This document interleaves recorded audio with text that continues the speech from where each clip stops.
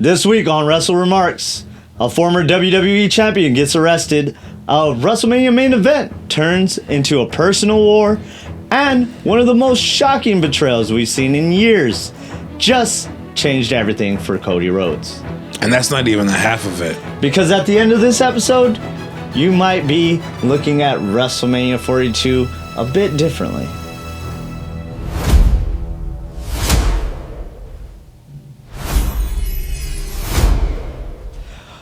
Ladies and gentlemen, boys and girls, marks of all ages, welcome back to the Wrestle WreMarks. It's Chris here.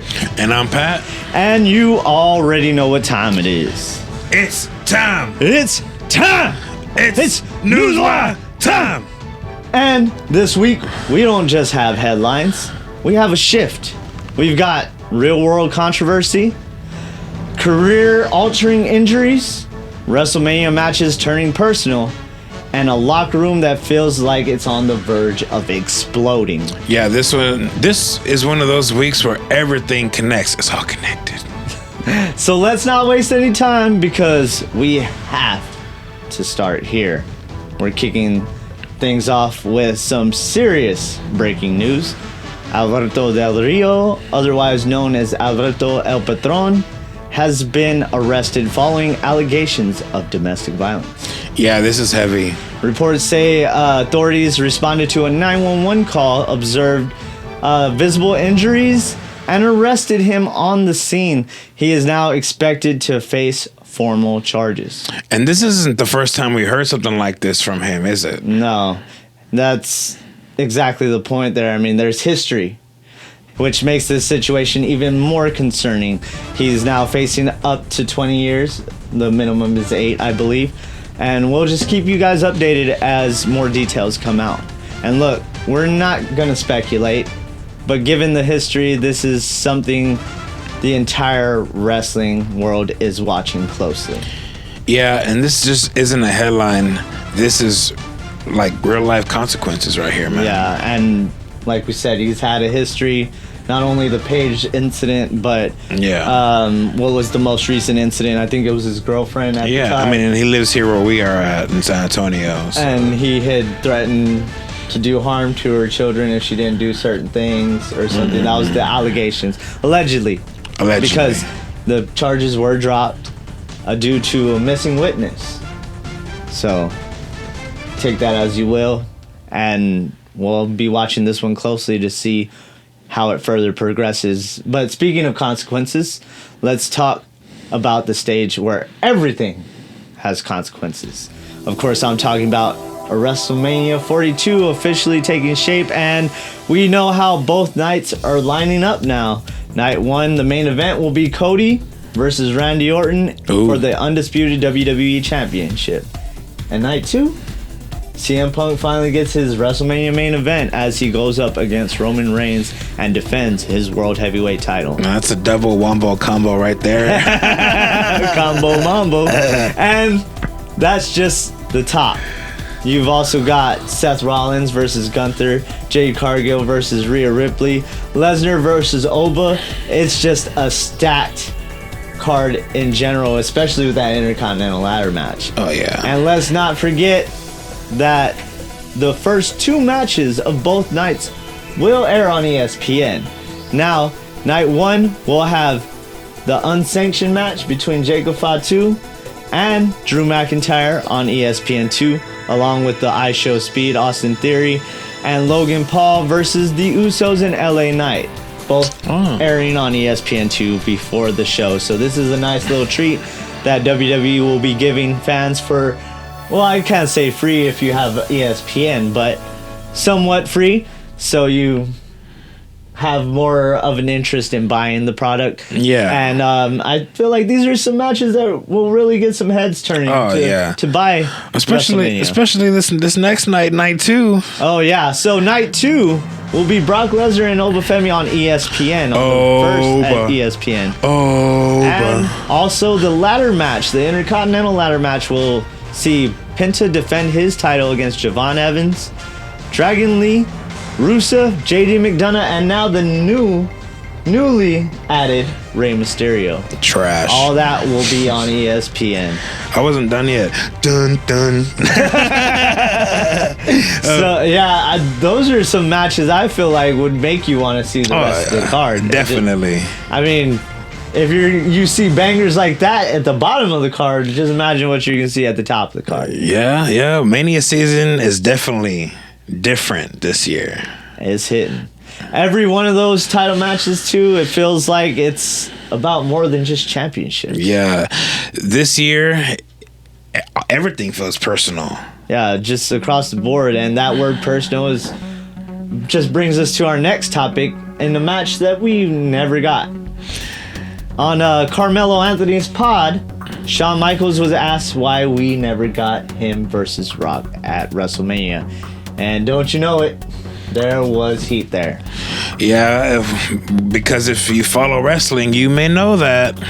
And HBK said there were rumors about him and Triple H back then giving Rock a hard time. Stuff he says that was blown out of proportion. But Rock believed it.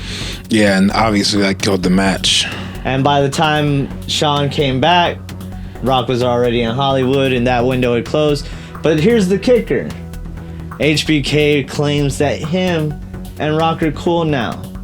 That he even gave The Rock his props, saying that he was a megastar from the start. But if young Rock proves to be true, he still won't even mention his name. Was it Chili McFreeze or? Yeah, for real. Is it cool now? Yeah, but that was a beautiful super kick, though. You know what I'm talking about. Yeah. You know. But let's that closed the door on like what could have been one of the biggest what ifs in WrestleMania history, because people would have wanted to see that. Oh yeah. And that all got nixed because of real life tension. Yeah, that's crazy to think about. And it just shows what happens behind the scenes and how that could change things in the ring. And that brings us to this. HBK was also asked about super kick basically becoming everybody's move nowadays. Spam City. You get a super kick. You get a super kick. Everyone gets a super kick. But here's the wild part. He revealed that Dolph Ziggler actually called him to ask for permission to use it whenever Dolph started using it. Yeah, well, that's respect, but everyone knows it's like, I'm paying homage. I love that. And Shawn said because he didn't want to hold anybody in the business back, he was like, whatever. But once that door opened, floodgates from the start, man. And and everyone's tuning up the band.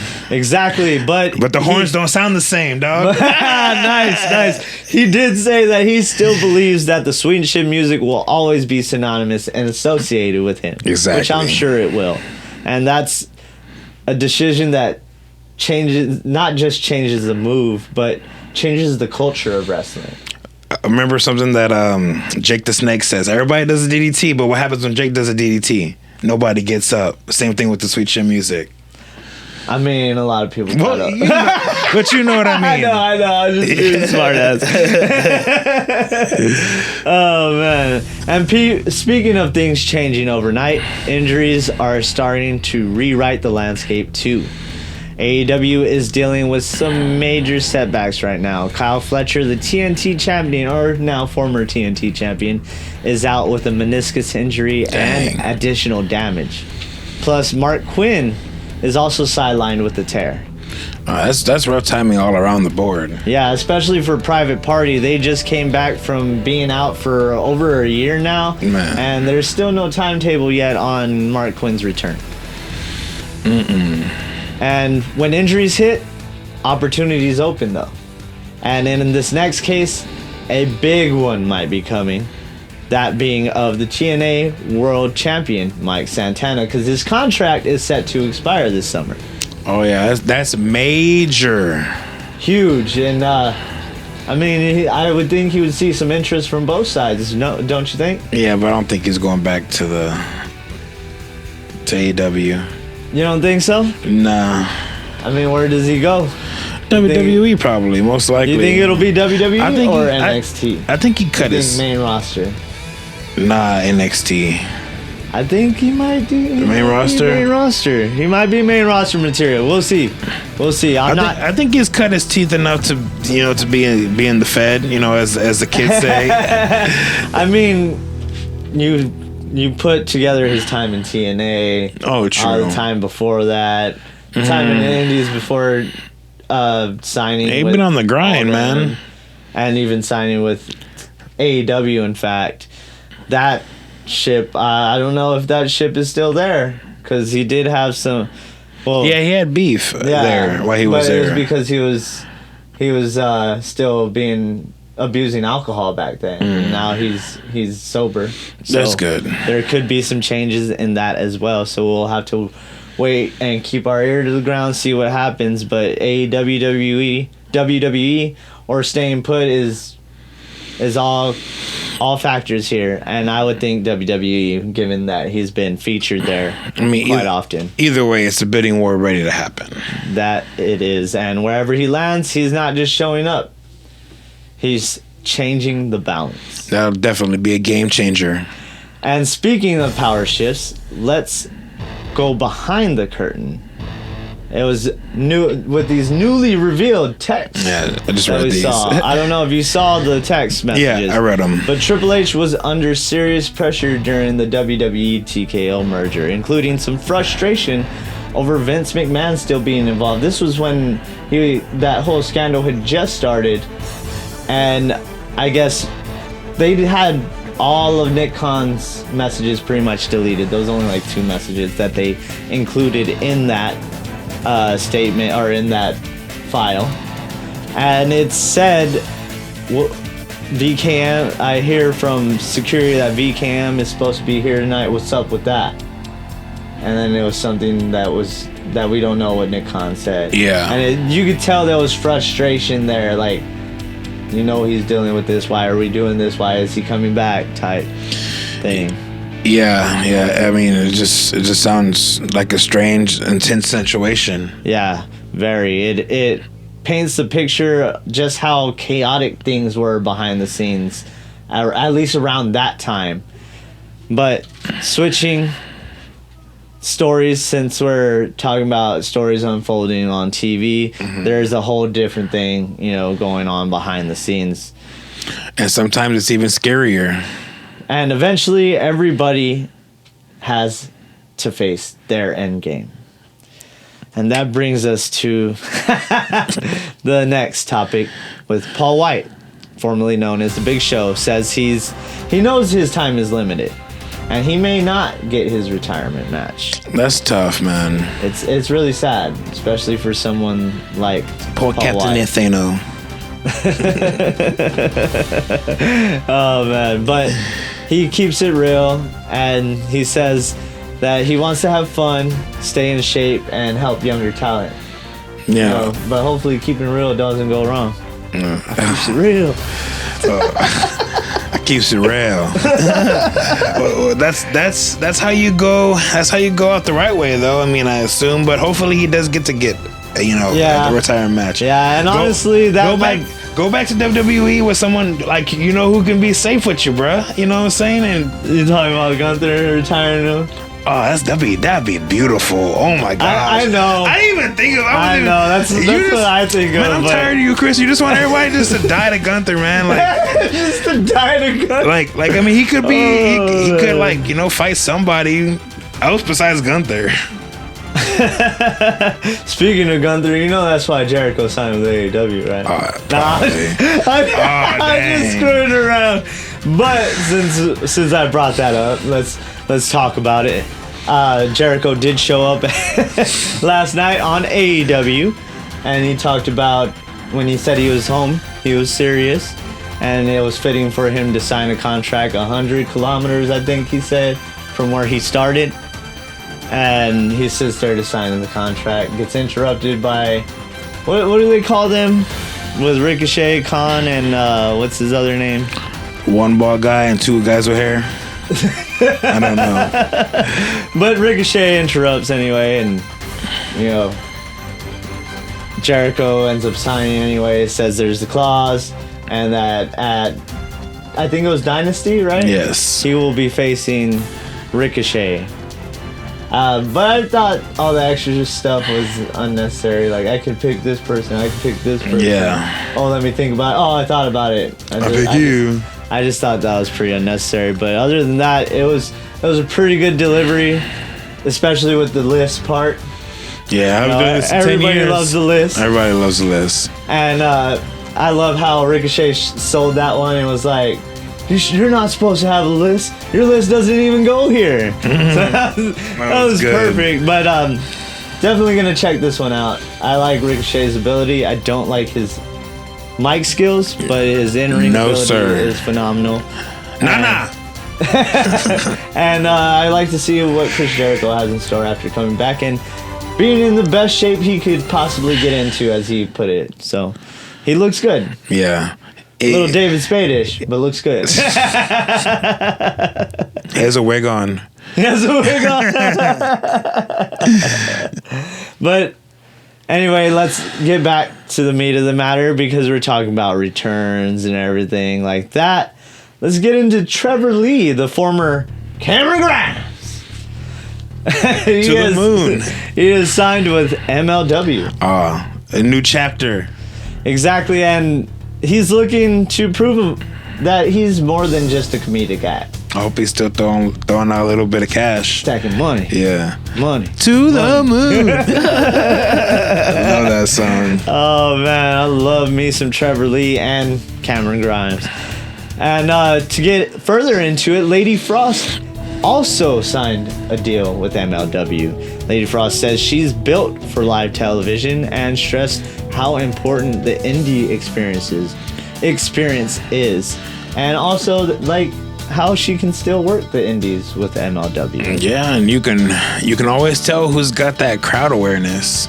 Yeah, you can. And to build on that, if since we're talking about indies and still being allowed to work indie bookings, I don't know if you saw this, but Nick Nemeth was pulled from a match with the MJF. Oh wow! At what is it called? Something. It's the initials are CAP. Something Pro Wrestling. Okay. I can't remember exactly what their name is, but a lot of people were speculating online that it was WWE that made the call and all this stuff. But Carlos Silva is the one who delivered said call, and he has also pulled people from other bookings as well in past instances. Like he pulled Lady Frost from a booking, I believe. I think it was Lady Frost, or it might have been somebody that had a match with Lady Frost. Mm-hmm. I can't really recall exactly, so don't quote me on that, but he has pulled other talents from shows, so it doesn't necessarily mean that it's from WWE. It could just mean that he didn't agree with who's going over or how the match was going to go and decided to pull them, I would assume. But MJF took to Twitter, claimed that he made the same claim that, you know, the Fed. For Carlos Silva pulling him because the Fed type deal. But of course, MJF's going to play into that because he panders towards that crowd. Oh, of course. And also, he said he's still going to be there. So if Nick Nemeth wants to show up, he can show up. But we'll see what happens there. Also, on that same card, Leon Slater is slated to fill... to fill a spot between him and Ricochet. So, since we were talking about Ricochet as well. Also, in other news, since we're talking about all these different promotions, AEW owns ROH, and TNA had some discretions with this guy. Mance Warner has officially debuted in ROH. That man brings chaos everywhere he goes. He's perfect fit for that environment, though, and I would wait to see if he makes it to the AEW roster, because ROH, they don't get that much exposure. So if he wanted more exposure, I would assume you'd go back to MLW, because they have somewhat of a TV deal. It's not the best, but you know, there's something there. As for ROH, you're going to be featured in ROH. There's going to be pay-per-views. That's about it. And then you'll be jumped into AEW here and there. I would hope that Dark and Elevation. Yeah, I would hope. I don't think they do those anymore. They should, honestly. But I would hope that he would make it to the main roster eventually and have some sort of program there. Especially given his style. His style fits AEW perfectly. Now, let's get a quick update down in NXT. Ilio LaFleur has undergone successful shoulder surgery, but will be out for about 6 months. He relinquished his NXT Speed Championship, and that tournament starts next week. I mean, it's unfortunate, but at least there's a silver lining. Yeah, at least he's got work done, and he's doing good. Now, this is one of my favorite stories of this week, and that is AJ Lee saying if she could bring back anyone to WWE, she would choose Paige and Caitlyn. And man, those two feuds with AJ have to be by far the best feuds that AJ ever had. I get that the Bellas is kind of up there, even though I don't care for them. You know, I get I get that feud is up there for some and is also up there just because of the star power. But the Caitlyn stuff, that was too good. It was. The suit, the fake muscles. Yes. Oh my god, dude. It was so freaking good, and I would love for that to happen. I've been saying this since AJ Lee came back. You said that a couple times. Well, that's definitely a throwback, but my favorite Caitlyn moment is when she dressed up as Vicky Guerrero. Excuse me! Oh, man, you gotta love that She time, killed man. it. And then when she fell... Caitlyn and AJ Lee had to be my favorite of that time. Oh, yeah. My favorite, bar none of that time. You know, and then Paige... Also, Paige was after. No, I'm saying, but like, just think about Paige coming back. Oh, yeah. Yeah, that'd be some crazy stuff. Paige, Caitlyn, and AJ in a War Games match. Team? Mm-hmm. Or against each other. But then again, who's teamed? Because then someone would have to be in the team. Oh, we'll see. Haven't worked out the details yet. We'll see. We'll call Triple H and we'll... No, that was a great throwback there, though. I love their work together. I would hope to see something later down the road. I know Caitlyn's doing some coaching these days, and I mean, she could benefit from some more exposure with her coaching as well. Oh, yeah. So, I mean, there's money to be made, and hopefully she makes some of that money. Millions of dollars.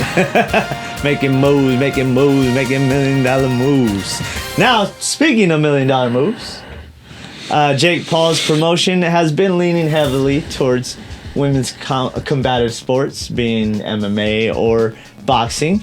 And they said that is inspired by Ronda Rousey's success in UFC, because she was the hottest thing going back then. They were main eventing shows, and people were just selling those things out. So he decided to focus on women's boxing, something that has been kind of an afterthought for some time. And you know, we had our serious moments with women's boxing. We had some greats that came through, and some people that people just forgot. And now it seems that Jake Paul is starting that resurgence in women's boxing, also giving these women proper pay. That's the biggest part. Yeah, that's definitely a smart business move. And that'll be all for your newswire, but trust us, this is just the spark, because coming up next, Cody Rhodes gets humiliated in his own city. Randy Orton might have just found I wouldn't say extraordinary ally, but a random ally? I did not expect this. So, we'll get into that. And across SmackDown, Raw, and NXT, the WrestleMania build just kept on getting bigger and bigger, hyper and hyper. Where is Mojo Rawley when you need him? Yeah. But from hype to hate. Yes. Let's get it going. Yeah, this week, everybody going nuts, crazy. They all on one. So, don't go anywhere because we're breaking it all down, starting with the moment that changed everything on SmackDown. Let's get into it. All right, let's get into SmackDown. And Pat, this show opened up with some craziness. Yeah, man, not even 5 minutes and it was already going off the rails. We kicked things off in St. Louis with the hometown legend Randy Orton talking about WrestleMania, talking about that number 15 title, and basically saying this isn't about the fans, this is about him. Yeah. H-I-M. Me. Him. Not Carmelo Hayes. Who is the show stopper? Me. Awesome. Me. Yeah, it already hit different. Yeah, it did. And Randy, he looks a little vicious again, and I'm loving it, man. But we get some crazy stuff that happens after this. When he turns his attention to Cody Rhodes, that's when he says something that hits a little hard for Cody. He says Cody isn't a killer. Yeah, that's the line right there. That stuck. Cody comes out, they start throwing hands, it gets heated, and then boom, low blow by Pat McAfee. Nah. Like, Of all people, what? I thought the business passed him by. Oh gosh.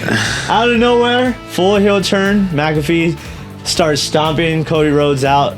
Orton grabs the chair and they just destroy him. And Pat on the mic, and I'm not talking about me, that man was unhinged. So are you sometimes. I can't be. It's all right. Calling out It's the current voices. He's calling out the current product, saying that the business lost its edge, talking about Attitude Era fans being forgotten, and straight up saying Orton is here to save the business. He talked about people being 5'0" nothing and $1 all this kinds of noise. Sounded like America's Top Team 2.0 with Dan Lambert, except with one person this time in WWE, not AEW. But that's just me. At least Frankie Kazarian's not there this time. But it's a wild direction, to be honest with you, though. Yeah, they leave Cody laid out and just walk off together. Mission accomplished. You would assume that there's more to this, because how is this gonna do anything? I don't think. Honestly, I didn't care for it. Yeah, me neither. Like you, and it fell. Pat McAfee? It fell flat. Well, and the way Pat McAfee was trying to play the heel, like, yeah, it was, and the crowd was not into it at all. It got so, super quiet. It was so obvious on how he was trying to play with the heel, with the strut, the brush off of the shirt, all that stuff. Like, it wasn't even. I don't know. It came off hokey to me. Yeah, it was hokey. That's just my opinion. But just like that, the tone of the night was set. But from chaos, we move on to straight up war in the women's division. Rhea Ripley takes on Meechim, and this was a fight. Yeah, Meechim was bringing it too. But with Jade Cargill and B-Fab at ringside, things get messy fast. Distraction, cheap shots. The numbers game goes into full effect. Jade is staying in Rhea's head. Playing them mind games, but Rhea powers through, locks the prism trap, and gets the submission victory. Yeah, Rhea's one of them ones. One of one. She's different. She built different. Now, post-match, of course, we saw a beatdown. Of course. Jade finally steps in, but Io runs in for the save. Now, that's interesting.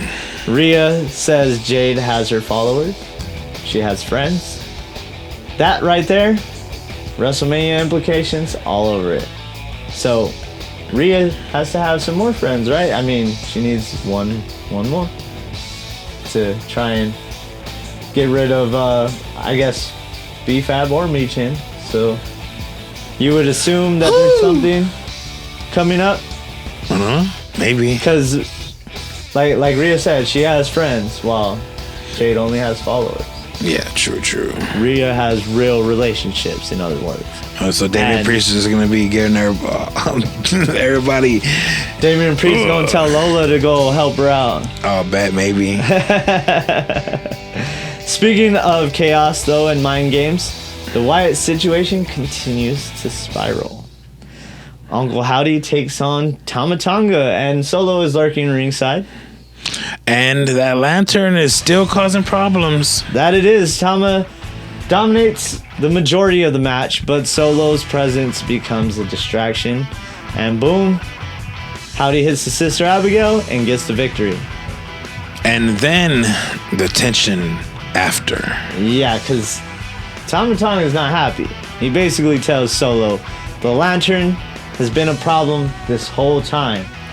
Snatches it out of his hand and hands it, well, it doesn't necessarily hand it to Howdy, but puts it down at the apron, and Howdy gets his lantern back. Yeah, that group definitely got some cracks and needs some caulking, to seal up them cracks. And while factions are falling apart, others are trying to prove themselves all over again. Yeah. But before we get into that, I mean, yeah, the faction is cracking, but where does it go from here? Also, how is that payoff any good? I don't know. I don't care for that payoff. Yeah, me either. That payoff should have happened. You waited too long for the payoff. That's what happened. You lost your opportunity and squandered it. Yeah, but what if now they can be like Soul looks all disheveled. He's all, my precious. My precious. Oh man. It would be a little psycho. He's he got addicted to the lantern. You know what I'm saying? Or maybe. And speaking of psychos, Aleister Black. Great segue. Matt Cardona with his injured arm and all. Black targeted the arm, of course. That's not a smart decision on Zack Ryder. That's a Zack Ryder move, not a Matt Cardona move. I don't know. I would call it a Matt Cardona move. I mean, he's always ready. He was the deathmatch king. Oh, so. Gosh. Okay. Oh, man. But Black targets that injury the entire match, like I was saying. Cardona fights through it, but it's a black mass, and, it's game over after that. Hey, sometimes you gotta go night-night. You gotta know when to sit it out, Now, from proving yourself to settling scores, and the next segment set up a big main event. Trick Williams comes out with Little Yachty, nonetheless. That was random. Yeah. Already in full WrestleMania mode. Yeah, celebrating before the job's done. They really were. Little Yachty was terrible at doing the... Yeah. No, you know what? You've seen... I like it. You've seen... Oh, yeah, man. How high where Mike Epps was a pimp, and then the other guy was a pimp? I thought you were going to say the one with Little Yachty, because he was in How High, too.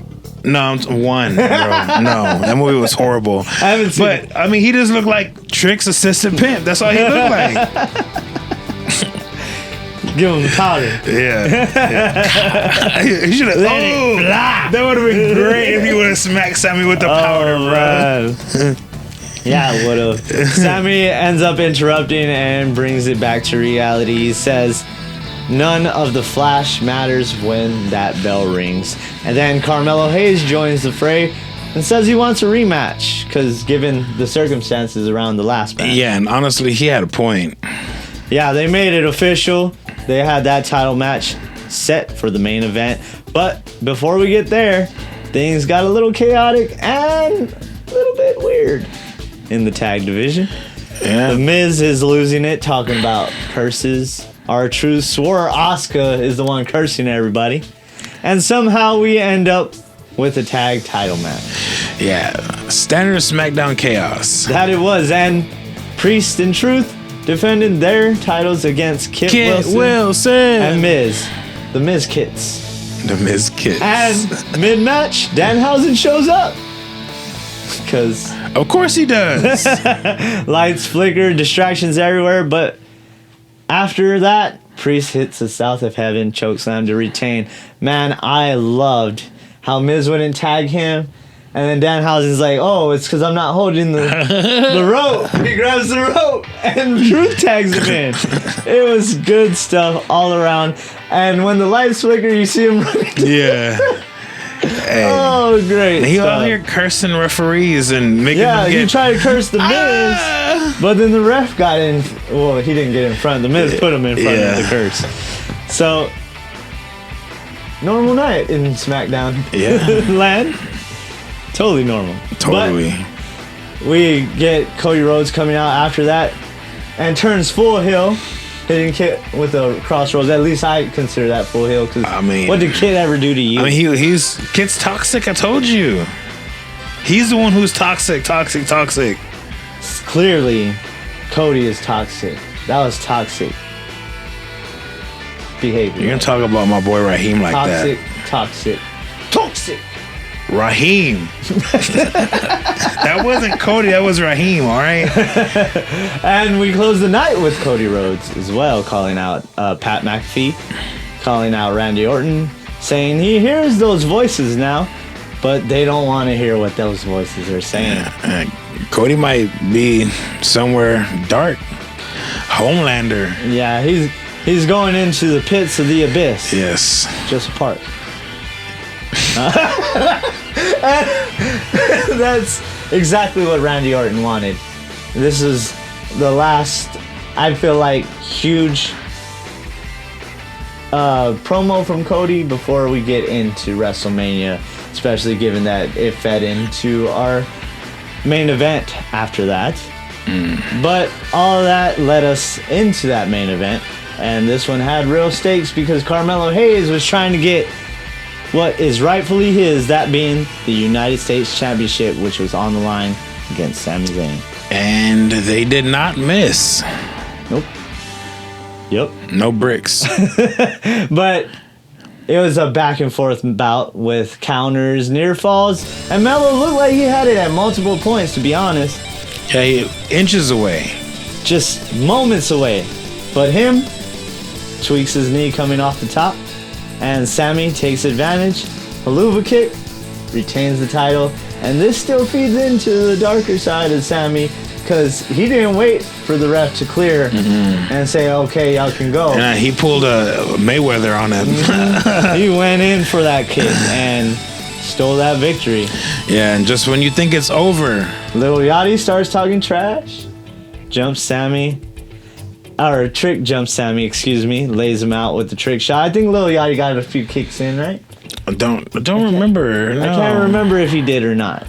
But Trick lays him out with the trick shot and stands tall with the title to close out the show. And that's your WrestleMania picture right there. So heading into WrestleMania 42, Cody's changing. Orton's got backup. And the U.S. title picture is set. Plus, the women's division is ready to explode. Yeah, SmackDown came with it all this week. And we're not done yet because up next, we're heading over to Monday Night Raw. But before we get into that, we got to hit NXT Stand and Deliver. Oh, we're going to keep it rolling. You're listening to Wrestle WreMarks. Keep it locked. All right, Pat. WrestleMania is right around the corner, and you already know what that means. Yes, it's time for NXT to stand and deliver. And that's what they did. They stood and they delivered. And as they say, we're not getting overshadowed because this card was stacked. Let's kick it off with chaos right out of the gate. JC Jane defending her NXT Women's Championship in a triple threat against Lola Vice and Kendall Gray. And bro, this match was moving. No filling out process, just straight hands, kicks, submissions, everything. You know how Lola Vice does. Oh yes, I do. Kendall Gray was out there looking like a breakout star. For real. Super athletic, creative offense, but in the end, it turned into Lola Vice's moment. Yes, it sure did. And you already know, once that 305 is locked in, it's a wrap. Yeah, she hit the 305, and Lola Vice is your new NXT Women's Champion. The only problem with this one was that anticipation was building up, and we had those malfunctions, unfortunately. JC's top would not stay on to save his life.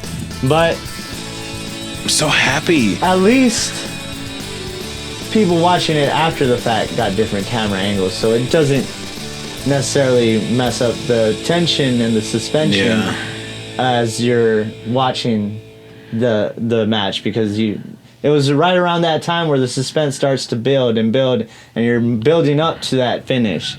So unfortunately, we didn't get that live.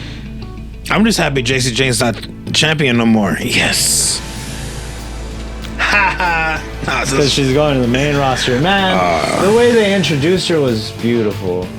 That whole package they had of her, because she was just walking out to the ring. They had a little screen right there the whole time showing her rise and all that. It was put together beautifully. It made that match seem so much bigger. But next up, we had some tag team action with the Vanity Project defending against Los Americanos, and this one was fast, chaotic, and just full of shenanigans. Yeah, heavy interference. The signature steel plate spot.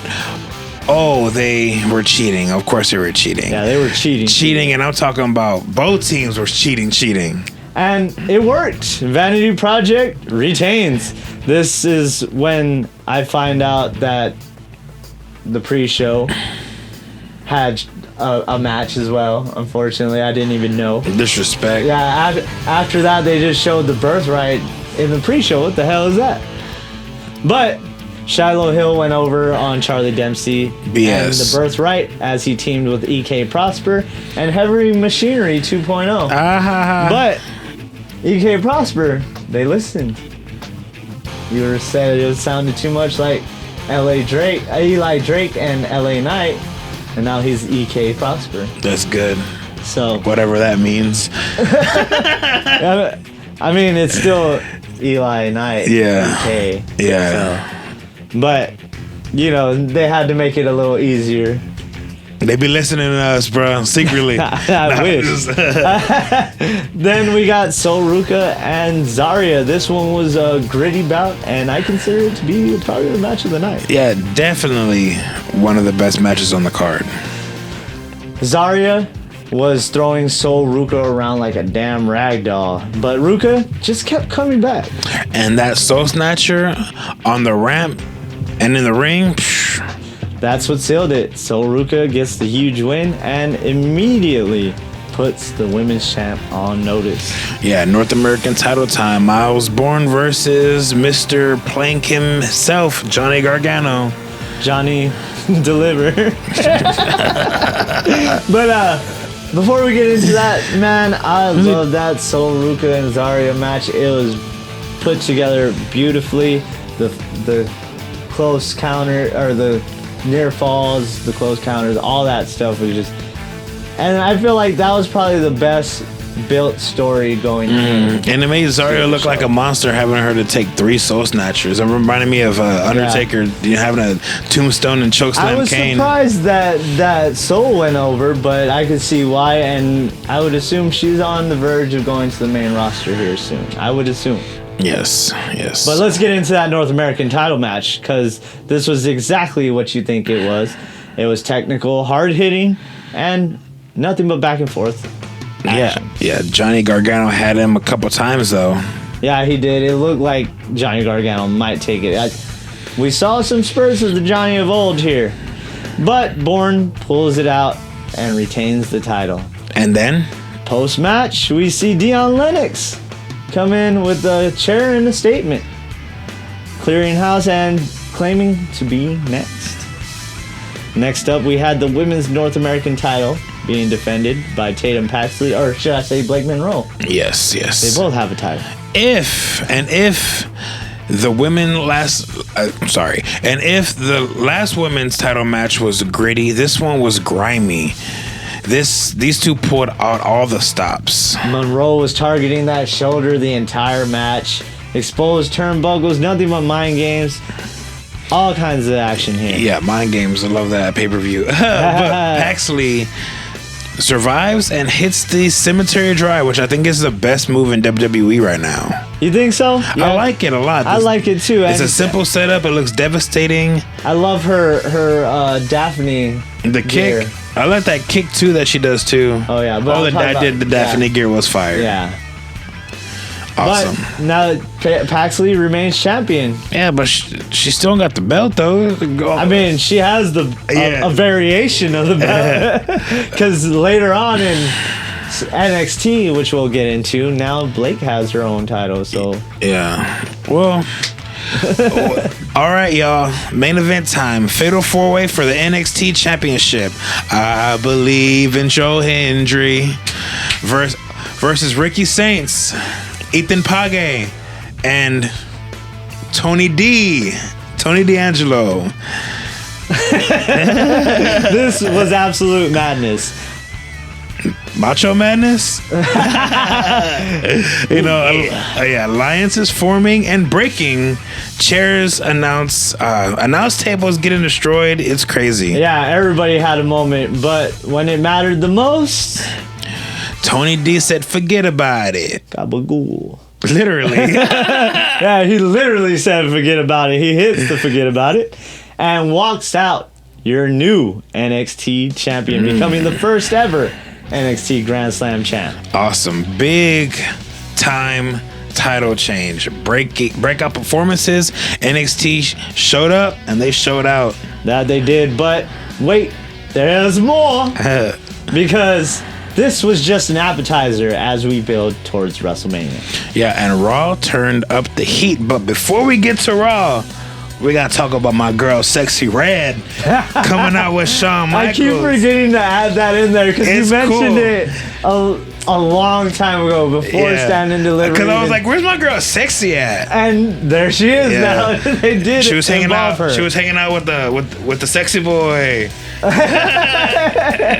Hey, when Vanity Project tried, or no, was it Vanity Project? No, it wasn't Vanity Project. Who tried to talk to her? I forget. Man, I forget. But Ricky Saints came out and called them weirdos and everything. That was good stuff right there. Man, they just didn't put Sexy Red in the match, bruh. I was upset she didn't bring out Suki with her, and do a performance. I'm good on that. Sexy Red is enough. Okay. But she's got the good. Okay, no. Now we're gonna get to the Raw recap, Baddies. you guys. Well, all right, let's get into that Raw recap, Pat. We're officially in the final stretch before WrestleMania, and if you thought things couldn't get more personal. Oh, they got personal. This was people trying to end each other's, trip to Mania, trip to Vegas. Yeah, right before it even happened. Yeah, ain't no gambling going on. We kicked things off with CM Punk, and man, that wasn't just a promo. That was just a verbal execution. Total evisceration. Fatality.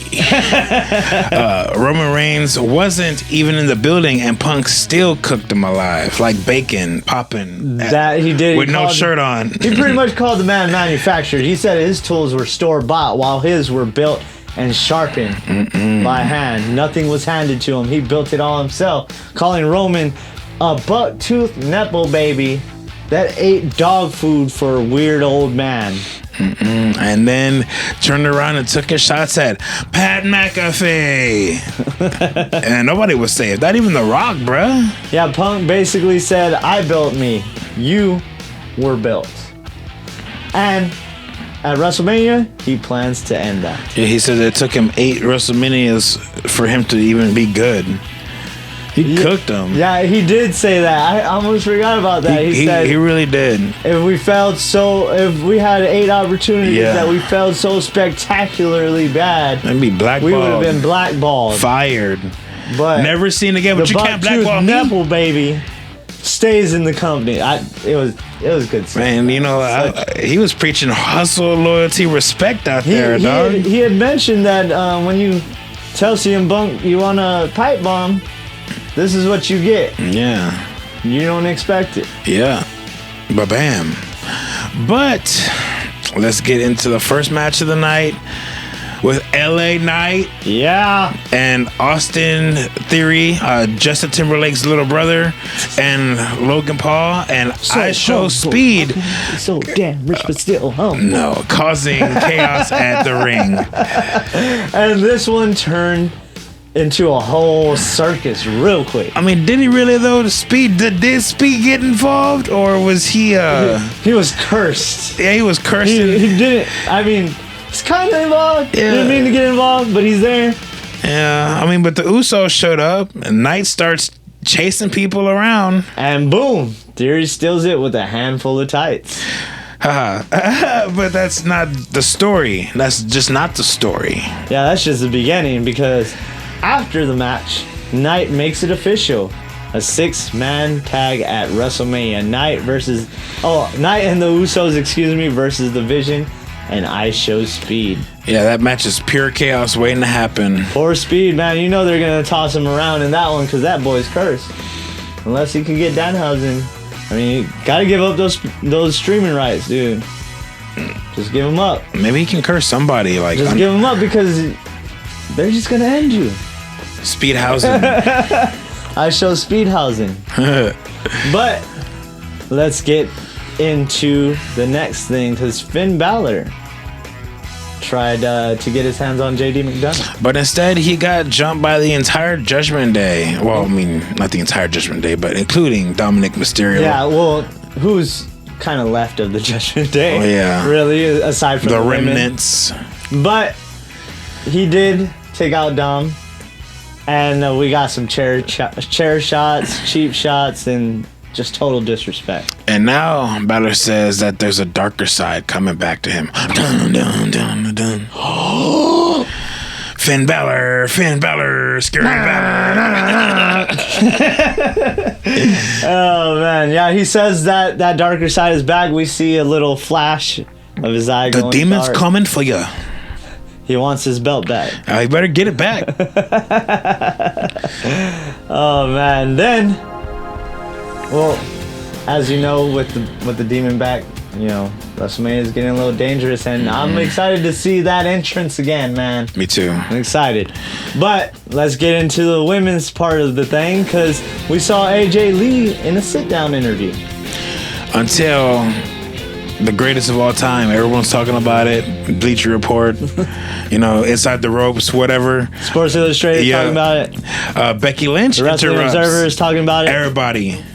And Fightful Select is talking about it. And they got coffee. And they got coffee. Nice. Yeah, Becky interrupts it, and you know it's on. Yeah, Becky says that she replaced AJ. AJ says, none of this exists without me. And that line right there just chills, man. Yes, because it does. if you were there around the time AJ was there. I got chills. Look.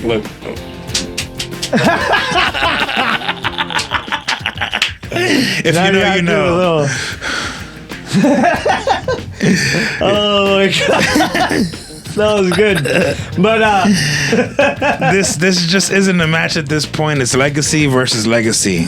Yeah, and like I was saying, if you were there throughout AJ Lee's run, like, you know how it was then for the women, and how AJ Lee was one of those pioneers that elevated the division.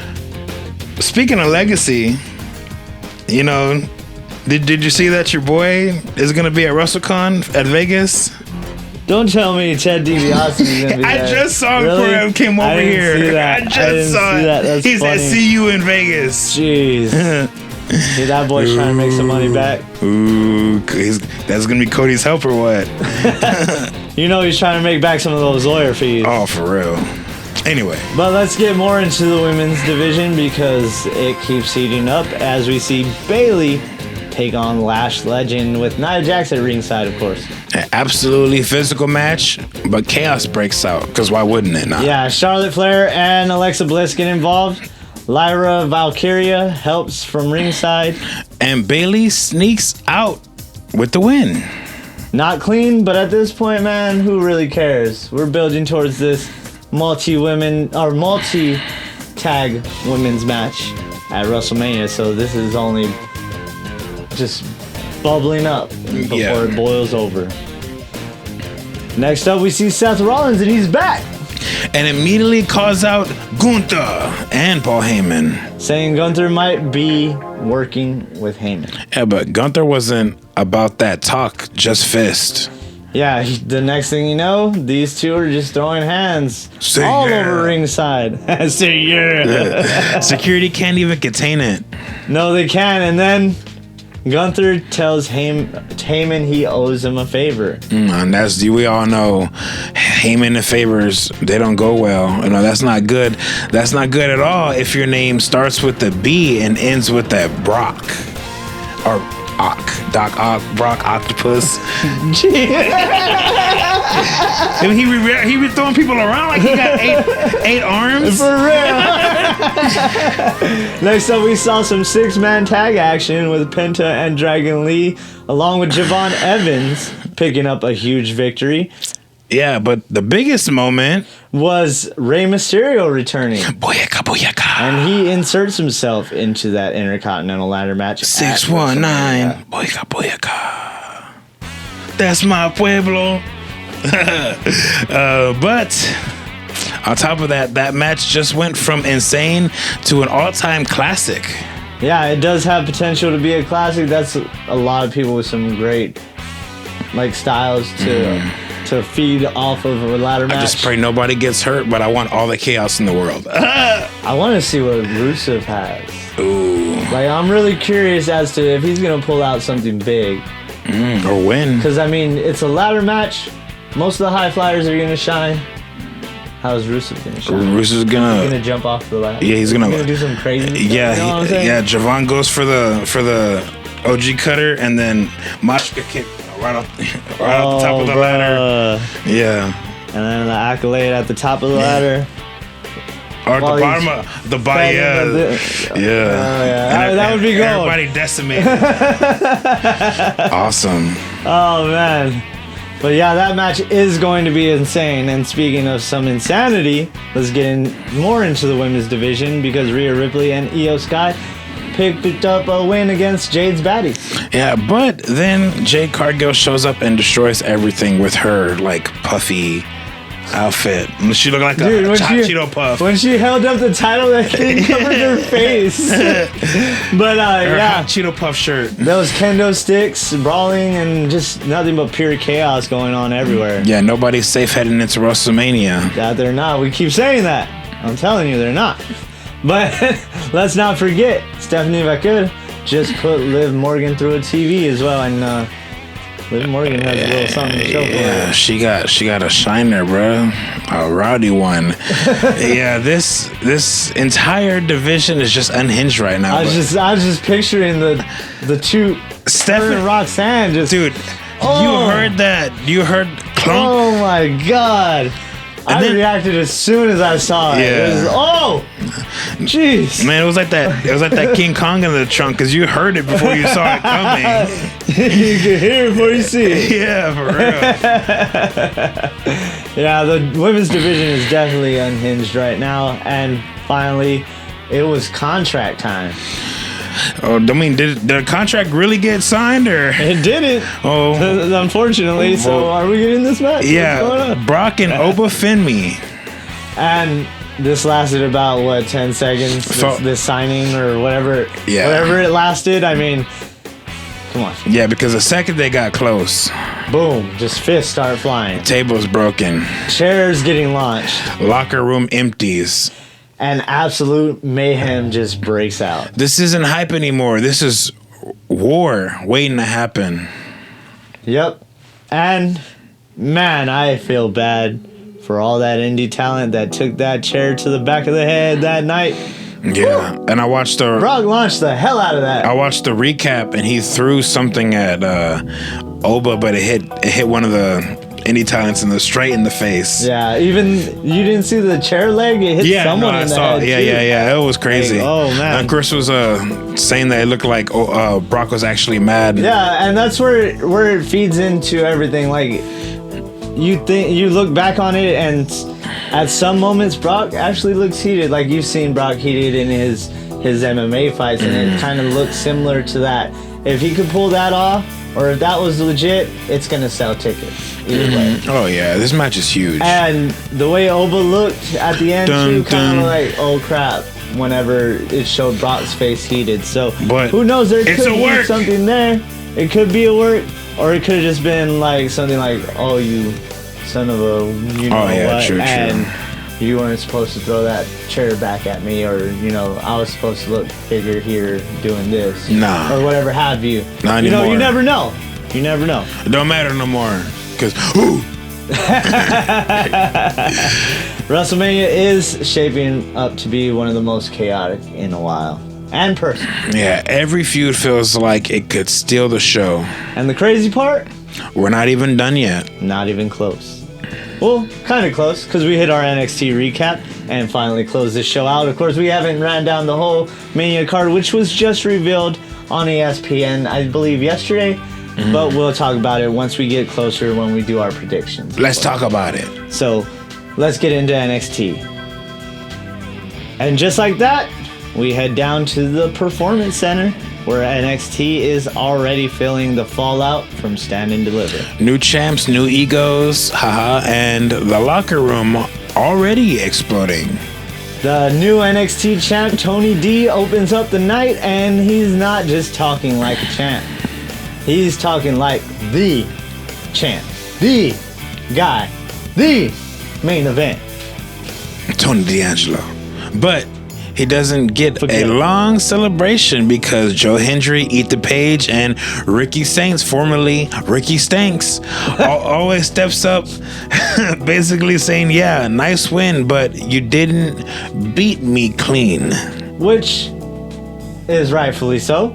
Everybody had a part in that match, and either way, when it comes to a triple threat or a fatal four-way, it's never truly clean anymore, given that there's no disqualification in those matches. Yeah. And when we think things are just about to start boiling over, Dark State hits the scene and chaos just breaks loose. Which leads to an 8-man tag later that night because NXT said, "Forget about talking. We're gonna fight. Someone's sleeping with the fishes tonight." Now let's get into our first fight. Athletic and hard-hitting, but it's the outside interference that changes everything. Yeah.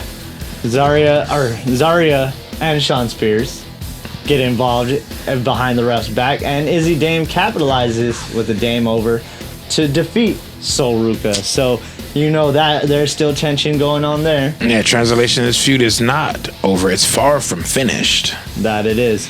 Now we get into some triple threat mayhem as we get Keanu Carver versus Josh Briggs versus Jasper Troy, and this was just 3 big dudes throwing hands, man. This one was stemmed from the Stand and Deliver, because not Stand and Deliver, it was NXT before Stand and Deliver, where Briggs was the special guest referee. They got into it, so on and so forth, interjects him in the match. Either way, this match was absolute chaos. Nothing but power moves here, everywhere. In the end, Carver hits the carve up and snatches the victory. Big statement victory in a crowded field. Sorry. Yeah, and I gotta say, I do get behind them putting Carver over in this. Yeah. I like the way they're building him to be a monster and like super disrespectful. Yeah. It's the perfect way to build him, especially with that Booker T thing and all that. That was beautifully done. What the hell? Now, main event vibes. Let's get into that. Tony D'Angelo, Joe Hendry, Ethan Page, and Ricky Saints take on Dark State. And this match had everything: breakdowns, blind tags, egos clashing. But in the end, or especially between Paige. Yeah. In the end, Paige and Ricky, like I had predicted, were too enthralled with each other. Yeah. They were focused on each other.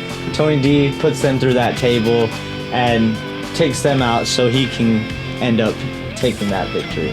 Yeah. But in the end, Ethan Page steals the moment, hitting Twisted Grin for the win. Bars. I knew that was going to happen, though, at Stand and Deliver. I called that right away. Oh, yeah.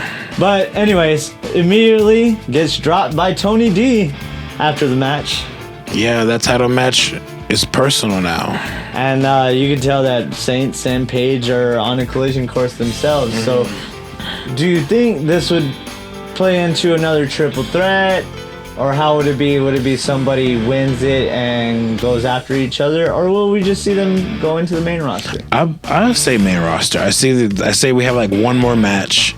I feel like Tony should have been in the main roster a while ago. Yeah, like, it's been a while. That's why. But I like this Tony more than ever. Oh yeah. And I give it 3 to 6 months and he'll be there. I could see that. I could see that. I don't know. They might keep him champ for a while. Yeah, who knows? But let's get into that speed tournament. Go ahead. Deion Lennox is going to be the next NXT champion. He got it. He got it in the bag, bro. He got the look. He got the everything. Yeah, I can see that too. He's going to leave Dark State and he's going to be champion. He's going to be Tony for that belt. Watch. And we also got Lexis King advancing in the WWE Speed Championship tournament, putting away Chaz Starboy Hall. And with the coronation is what he calls it. Yeah, that guy made me laugh so much, and I was like, why do they call you Starboy? And of course, because you do a shooting star press. So yeah, but that quietly building momentum, and don't sleep on that though. No, don't sleep on Lexis King. Lexis King is really good. It's gonna happen for him here soon with the whole birthright thing. Now we get into some mixed tag drama. Oh, sorry. Blake Monroe and Jack Jason versus Tatum Paxley and Shiloh Hill. And Monroe is still walking around with that custom title like she never lost it because she didn't lose it. Oh, man. Vanity Project gifted her that title, and I love the way they came out together where Blake is in the mirror and the Vanity Project just popped up. Yeah. You know what it gave me vibes of? Eminem? No. What? The Californians, the skit from SNL. Oh man. Sorry. And sorry. Mad TV, dog. But yeah, if you've ever seen the Californian skit, man, that's exactly what I thought of. Mm-hmm. And it would be fitting if you saw the skit because they have the same hair and everything. I'll check it out later today. But yeah, this one was nothing but Blake is filled with nothing but delusion right now. Yeah, exactly. Dangerous delusion at that. Yeah, and after a competitive match, Monroe plants Paxley with the glamour shot DDT to pick up the win. I love how her move is named that. She's might not be champ, but she's still acting like she's the main character for sure. That's how I was gonna say Mariah May. Blake Monroe plays the game. Time to play the game. We're Wrestle WreMarks. We're here to kick your arse. Dude, I just watched that the other day. I don't know. I think it came across on YouTube and it automatically played. And I started driving out. I was like, oh man. And it was just quiet. And I repeated that and Ashley's like, what the hell? Because I was in the middle of like typing stuff and I was like, we are Motorhead. We're Oh man, good stuff. But anyways, I digress. We get into that women's championship celebration, and with your new champ, Lola Vice, she celebrates talking about the grind, the setbacks, and finally earning her moment. Great promo until JC Jane and Fatal Influence crashed the party. And you know, you gotta bring the stars out.